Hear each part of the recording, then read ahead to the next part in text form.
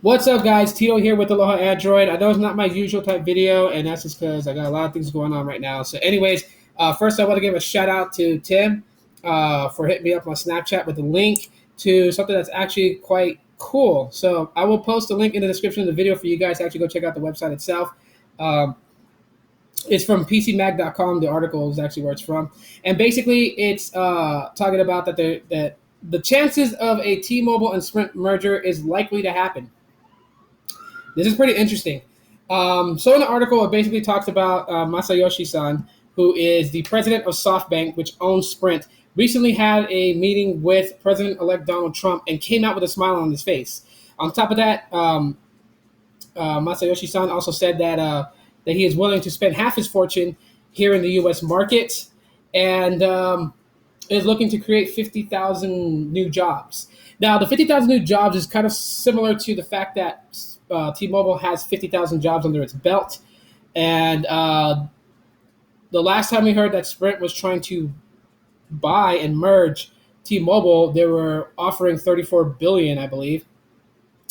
And the Department of Justice under the Obama administration pretty much shot that down, conveying that higher prices is a possibility of happening. So, with the president of SoftBank having a meeting with President-elect Donald Trump and coming up with a smile on his face, there's several options that that could happen here.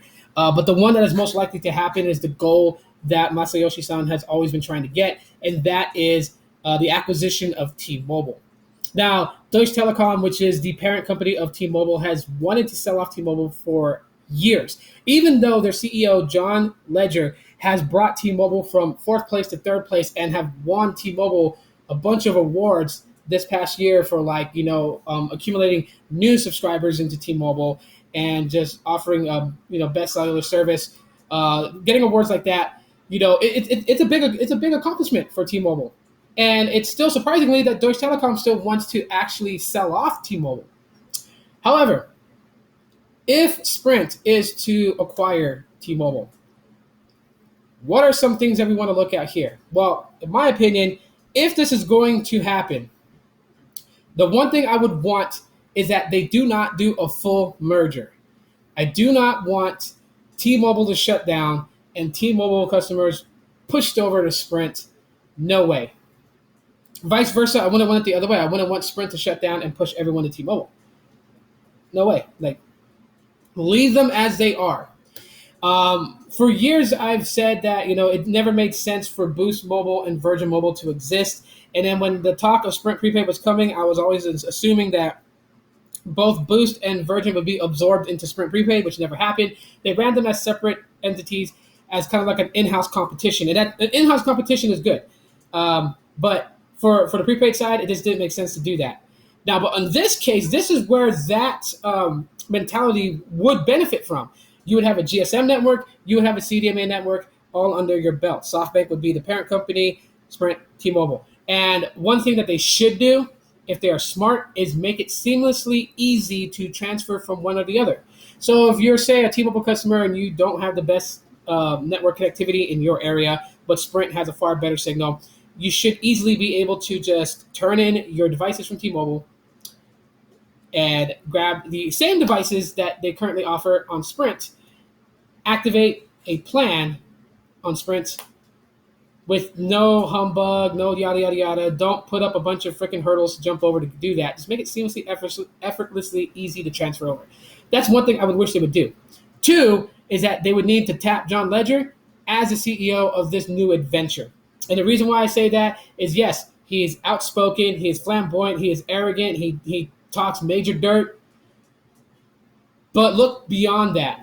The guy is brand orientated and brand focused, and that's something that you need in a business if you want it to succeed.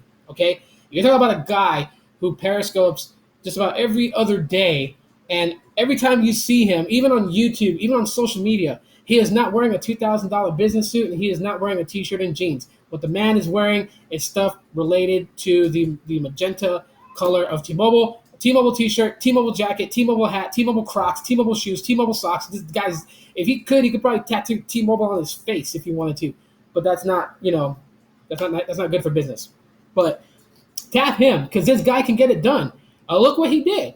He took T-Mobile which Deutsche Telekom wanted to sell off because it wasn't doing so great. He brought them to new heights with his uncarrier moves.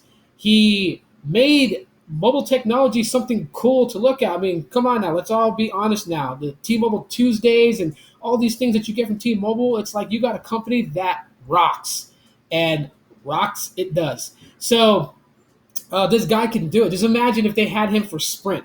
I'm sorry, Marcelo. You had some nice ideas, but you weren't focused and you dropped the ball when it came to getting Sprint back up into third place or even being relevant. The same issues that Sprint customers are mad about still exist today. So it's time to get rid of Marcelo, bring John Ledger in, let him have his hands dug deep into both T-Mobile and now Sprint, and let him do his thing.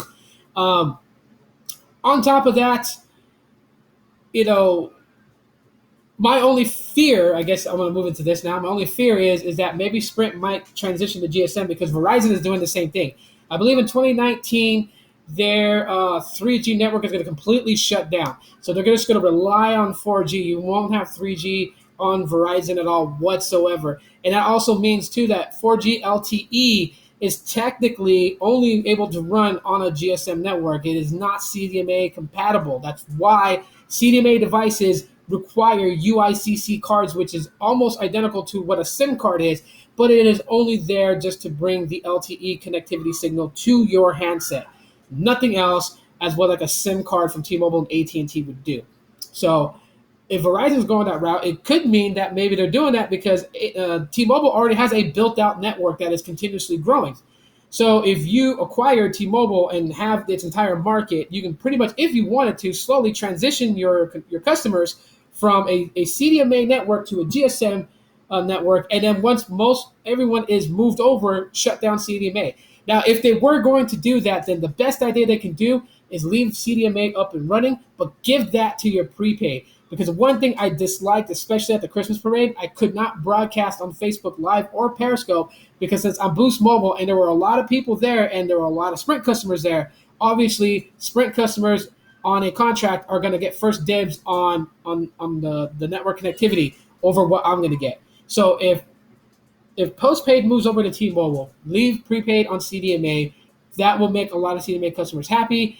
And yeah, it'd give Cricket and other MVNOs a run for its money. Well, of course, if the acquisition of T-Mobile happens, of course, Metro will actually be now one of the prepaid companies. Sorry about my kid. He's like throwing a tantrum. But Metro would be part of it, but Metro would be like the GSM prepaid under the SoftBank umbrella. So anyways, I would love to know your guys' thoughts and opinions about a possible merger if it's going to happen. Obviously, I got to go. Thanks for checking out my video. Links up here on the display for you guys to subscribe to my channel or see the video selection that I'm sharing with you guys today. And as always, aloha. Till next time.